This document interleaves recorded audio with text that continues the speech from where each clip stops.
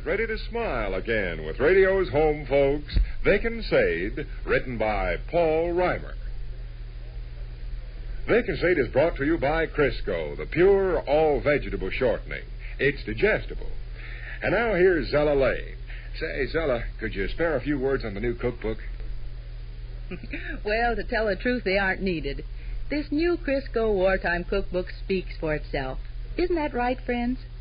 Could you ask for a more helpful cookbook than Crisco's Recipes for Good Eating? 64 pages. Yes, sir, 114 Crisco recipes. Beautiful color photographs of foods and lots of method pictures showing easy cooking tricks. Why, with this new cookbook, wartime meals almost get themselves. There's such a variety of delicious Crisco recipes, all so practical. Grand dishes for low-cost meats, suggestions for dolling up leftovers, whole sections on delicious desserts. The one on pies includes Crisco's pastry method for tender, flaky pie crust every time. And you know what else? This cookbook even lists alternate ingredients for recipes should there be foods you can't buy. Really, you won't be satisfied till this wartime cookbook is yours. Just print your name and address clearly. Mail it with 10 cents in coin and a Crisco label, any size. Address Crisco, Department A, Cincinnati 1, Ohio. That's 10 cents in coin and a Crisco label, any size. Address Crisco, Department A, Cincinnati 1, Ohio. This offer is only good in the United States, and you'll have to allow 14 to 18 days for delivery. So send now for Crisco's new wartime cookbook. And now back to Vic and Sade.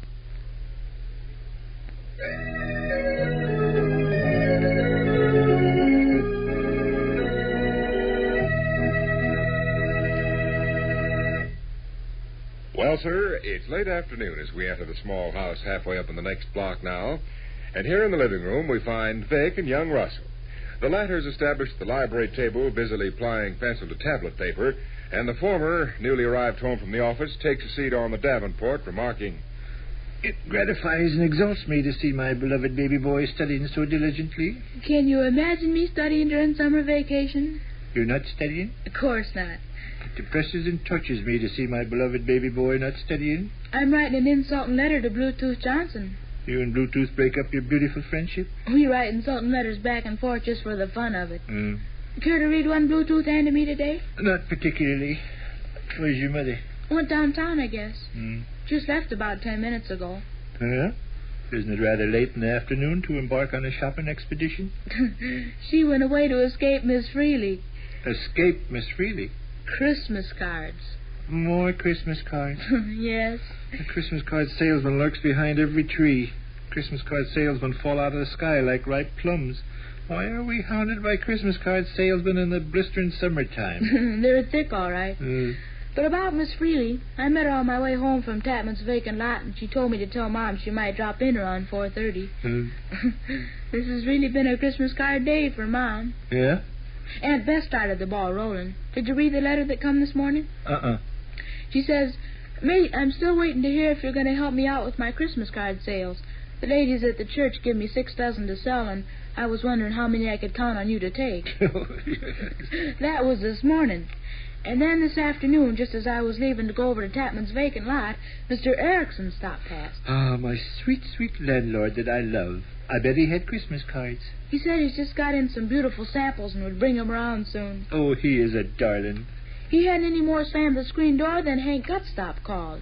Not peddling Christmas cards. Mom got the notion he was peddling Christmas cards. Did he mention Christmas cards? No, but he said he wanted to talk to you. Well, he reached me at the office. Had some lodge business to straighten out. No, he don't sell Christmas cards anymore. He always has in previous years. You're an old previous year yourself, and the next time you use a big word like that, I'll thrash you within an inch of your life. Well, anyway... Oh, the telephone's ringing. The telephone's ringing. Great Scott, the telephone is ringing. Murder, Russell, answer that. The telephone is ringing. Most likely Bluetooth Johnson. I bet it's Homer Heck from Norman, Oklahoma that didn't even own the socks he wears in his feet. Hello? Hello. Now, that's a fine thing to say to the telephone. Oh, hello, Miss Freely. Why, no, she's not. I'd be glad to take any message... Beg pardon? You don't need to look at me. I hate you and all you stand for. Oh. Oh, uh-huh. You bet. Not at all, Miss Freely. Yes, ma'am. Goodbye. She coming around with a barrel of Christmas cards? Yeah. When? This evening. Maybe you should have told her Mom took a train for Dallas, Texas, and won't be back till early in the year 1956. I don't think I could have gotten away with it. Besides, she did inquire if Mom was going to be home this evening. She just said I'm coming around this evening. An indefatigable salesperson, Miss Freely. That whole crowd of bloodhounds is indefatigable. Even Aunt Bess. Aunt Bess spoke pretty strong in her letter. She's going to saddle a pile of Christmas cards and Mom or know the reason why. Well, the only solution I see for Mom is to go out on the breast of the trackless desert and crawl in a hole and stay there and wait for that long, long sleep which unburdens the heart of all its weary troubles. This gang of Christmas card sellers is going to drive her into doing something desperate pretty soon. Well, one thinks that Christmas cards are sweet messages of tender affection. All they mean to Mom is a bunch of heavy boulders rolling pell-mell down the mountain to crush human life. Yeah, or I heard a man-eating elephant's all ready to pounce. Shucks. Aunt Bess wrote a letter about Christmas cards. Erickson phoned about Christmas cards. And even old Hank Gutstop was suspected of lurking in the shadows with Christmas cards. No wonder your mother has dreams about Christmas cards. I haven't even scratched the surface of what happened today yet. No? Haven't even scratched the surface. Well, go ahead. Scratch the surface. Mom told me the rest of the story just before she left for downtown. Uh-huh. Well, it seems Miss Elders was here a while this afternoon. Oh, yes, Miss Elders, a fragile tea rose by the river's brim.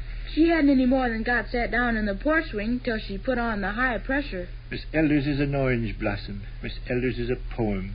She attempted to sell Mom some Christmas cards. Did Mom paste her one upside the snoot? You know how Mom is. Instead of jumping up and yelling she didn't want any half-foot Christmas cards, she beat her on the bush and acted polite. Uh-huh. You appreciate how Mom is. Uh-huh. Ladylike. Yeah. Well, you don't say. Think of that. Oh, boy, hot dog.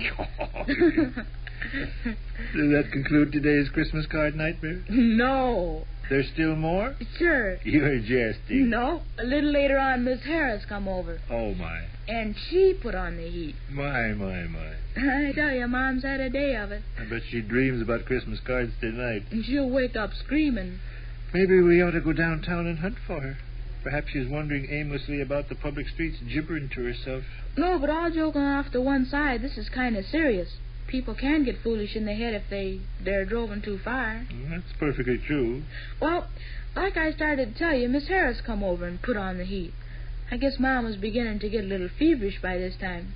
She says, Miss Harris, my sister wants to sell me Christmas cards, and my landlord wants to sell me Christmas cards, and there's 40 others want to sell me Christmas cards.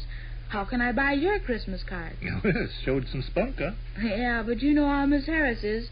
Words roll right off her back like a duck. She says, Miss Cook, I understand your friend Miss Freely is giving away special premiums with her merchandise.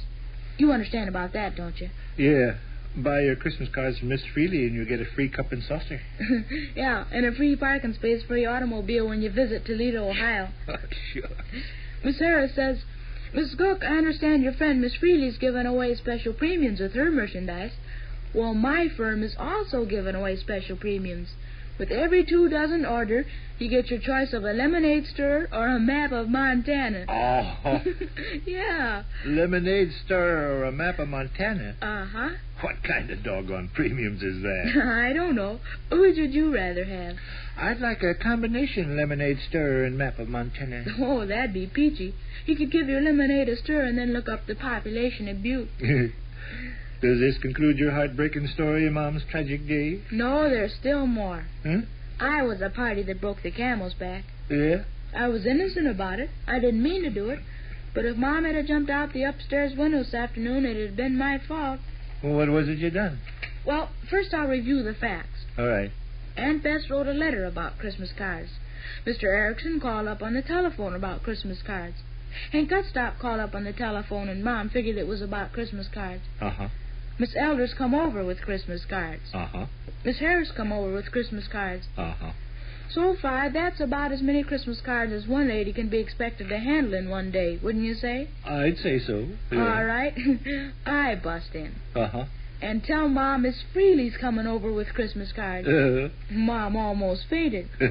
Was that the straw that broke the camel's back? No. Here's the straw that broke the camel's back.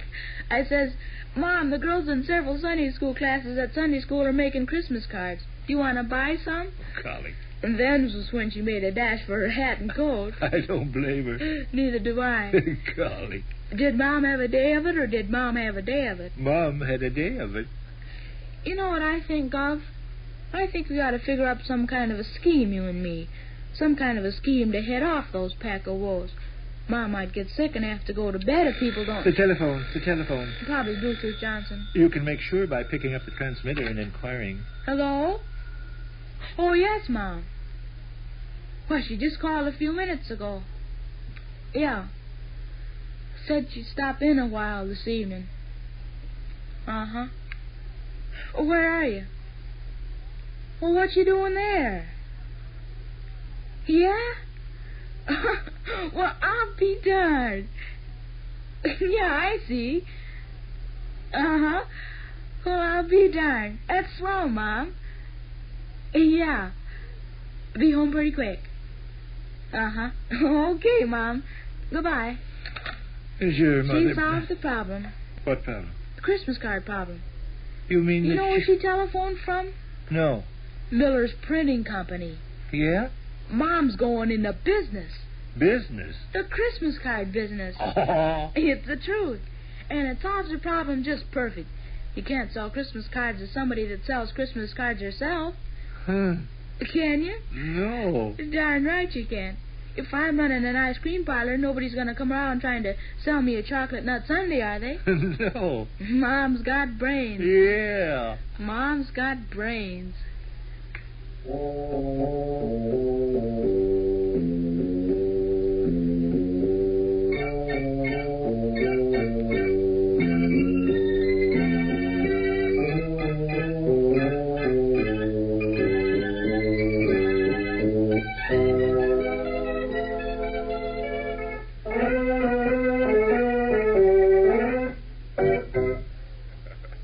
Which concludes another brief interlude at the small house halfway up in the next block.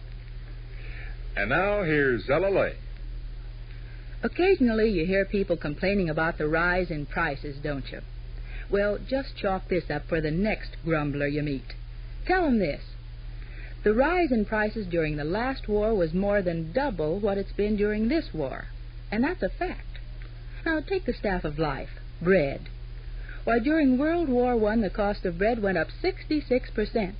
This war, only 13%. Yes, bread prices increased 5 times as much during the last war. And then I've heard some people say, the price of clothes is outrageous. But do you remember the last war? Do you remember how much clothes cost then? Why, back in 1918, the price of clothes more than doubled. But this time, clothes have only gone up a little more than a third. To our price control rulings goes part of the credit for holding down prices. But most of the credit goes to you. Because without your cooperation, price control wouldn't work.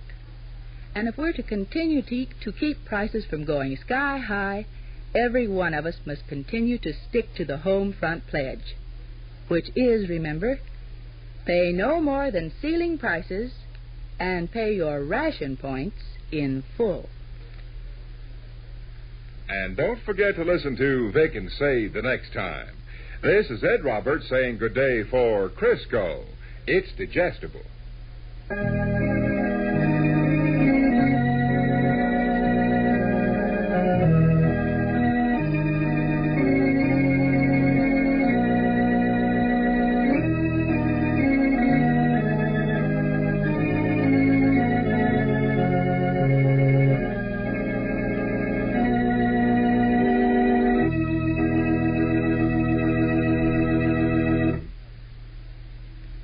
This is the National Broadcasting Company.